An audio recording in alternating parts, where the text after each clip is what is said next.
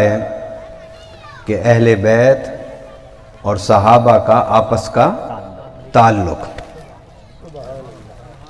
کون نہیں جانتا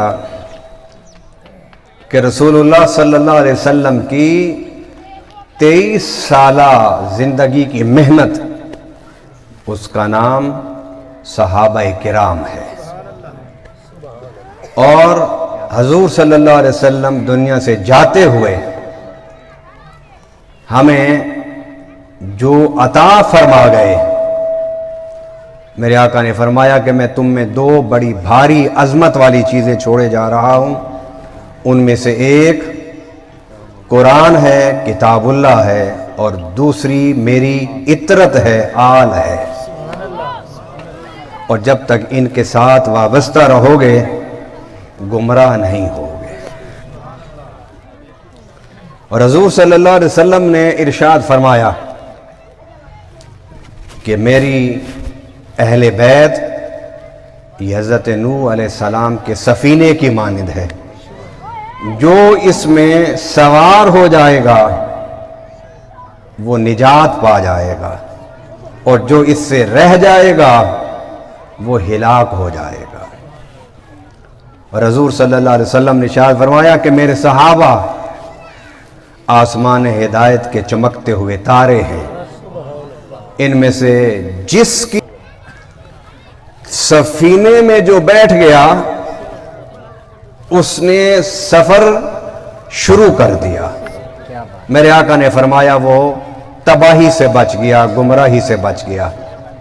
لیکن جو سفینہ میں سفر کیا کرتے تھے لوگ، وہ راستہ پوچھتے تھے رات کے چمکتے ہوئے تاروں سے،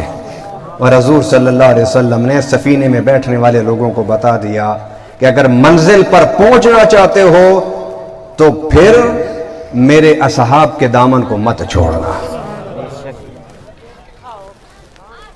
اعتدال کا راستہ، اہل سنت کا راستہ اعتدال کا راستہ ہے۔ اگر حضور کے اصحاب کو چھوڑتے ہیں تو اس کا مطلب یہ ہے کہ حضور کی 23 سالہ محنت کا انکار کرتے ہیں، اور اگر آل رسول کو چھوڑتے ہیں تو پھر اس کا مطلب یہ ہوا کہ آپ حضور کے خون سے بغاوت کرتے ہیں۔ نہ اسلام میں حضور کی محنت کی بے قدری کی اجازت ہے، اور نہ ہی حضور کے خون سے غداری کی اجازت ہے۔ اختلافات ان کے آپس میں وہ ایک تاریخ کا حصہ ہے، ہم اسے نظر انداز نہیں کر سکتے، مگر اس تاریخ کی بنیاد پر صحابہ کی عظمت پر انگشت نمائی بھی نہیں کی جا سکتی۔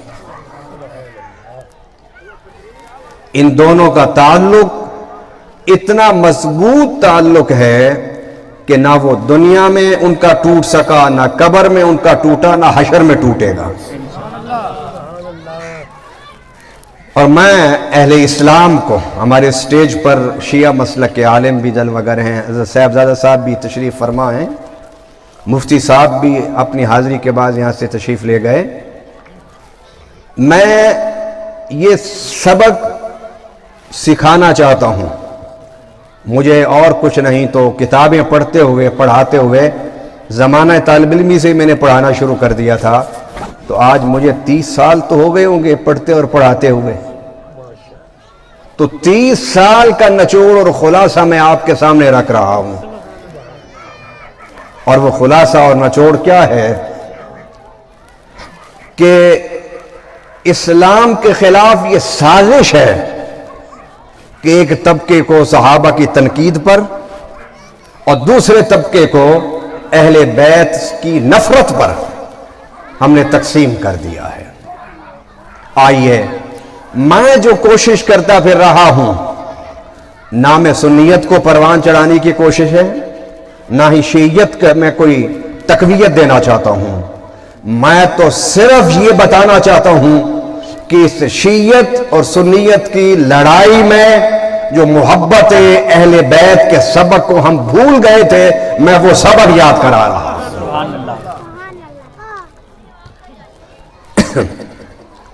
ان کا تعلق میں آپ کے سامنے ایک حدیث رکھتا ہوں، آپ نے شاید پہلے نہ سنی ہو، لیکن مستند اہل سنت کی کتابوں میں یہ حدیث موجود ہے کہ حضرت ابو بکر اور حضرت عمر مسجد نبوی میں بیٹھے تھے، مولا علی آئے تو دونوں نے مولا علی کو بلایا اور ساتھ بٹھا لیا اور کہنے لگے، علی تم جوان ہو تو شادی کیوں نہیں کرتے؟ شادی کیوں نہیں کرتے؟ مولا علی نے کہا کہ میں کہاں جاؤں رشتہ مانگنے کے لیے، اور دوسری بات یہ ہے کہ ابھی میرا کوئی روزگار بھی نہیں ہے کہ میں شادی کے بعد کی ذمہ داریاں اٹھا لوں۔ سیدنا ابو بکر عمر نے کہا کہ تم نہ گھبراؤ، ہم تمہاری شادی کا خرچہ بھی کریں گے، تمہیں گھر بار بھی دیں گے اور بعد کی ساری ذمہ داری بھی ہم اٹھائیں گے۔ یہ دشمنوں کی باتیں ہیں۔ اس کے بعد مولا علی پوچھتے ہیں کہ رشتہ کہاں جاؤں میں مانگنے کے لیے؟ انہوں نے کہا چلو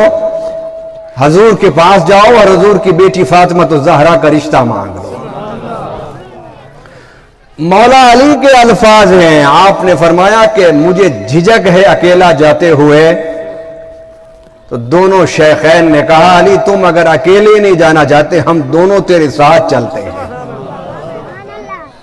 تو یہ تینوں اٹھ کے گئے اور حضور صلی اللہ علیہ وسلم حضرت عائشہ الصدیقہ کے حجرے میں تھے،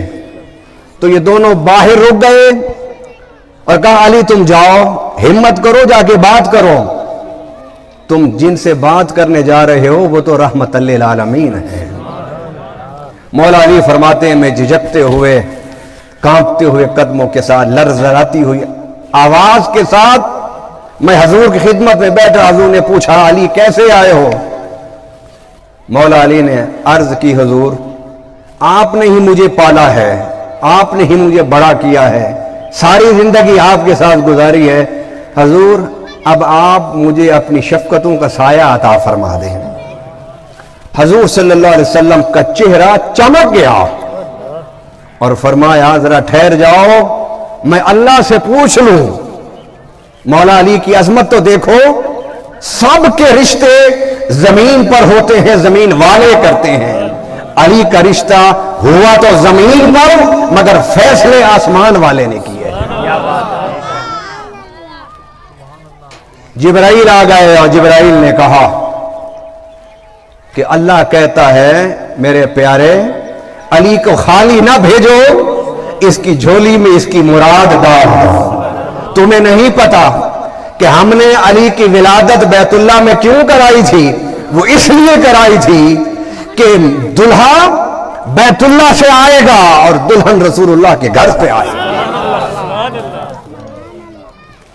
اب مولا علی جب باہر آئے تو حدیث مبارک میں ہے کہ جب آپ کا چمکتا ہوا چہرہ دیکھا ابو بکر و عمر سمجھ گئے کہ علی کو اس کی مراد مل گئی ہے، اور حدیث کے الفاظ ہیں فَفَرِحَا فَرْحًا شَدِيدًا۔ اللہ اکبر، علی کو تو جو خوشی ہونی تھی سو ہوئی، مگر مولا علی کہتے ہیں کہ جب میرے چمکتے ہوئے چہرے کو ابو بکر عمر نے دیکھا تو ان کو مجھ سے بھی زیادہ خوشی ہوئی کہ ان کا چہرہ ان کا نور کتنا چمک رہا تھا، اور انہوں نے آگے بڑھ کے مجھے پکڑا اور سینے سے لگایا اور دبوچا اور مجھے سب